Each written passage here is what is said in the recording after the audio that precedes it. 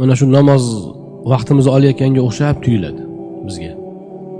Go'yoki namozni tezroq bitirsak, boshqa ishlarimiz baroridan kelib ketadi-yu, ko'proq boshqa ishlarga vaqt ajratadigandek tuyuladi. Ba'zi odamlar bor, namoz shunaqa endi haligi umuman dindan uzoq bo'lgan odamlar bir kunda 5 mahal namozga 1 soat vaqt ketsa, u 1 soatda ancha ish qilsa bo'ladi deb o'ylaydi. Aslida namoz vaqt jihatidan vaqtni barakaga to'ldiradi va tartibga soladi aslida. Siz peshindan keyin, shomdan keyin, xuftondan keyin deb namozga bog'lab vazifani agar biror vazifani bog'lasangiz, o'sha ishingiz zo'r ketaveradi.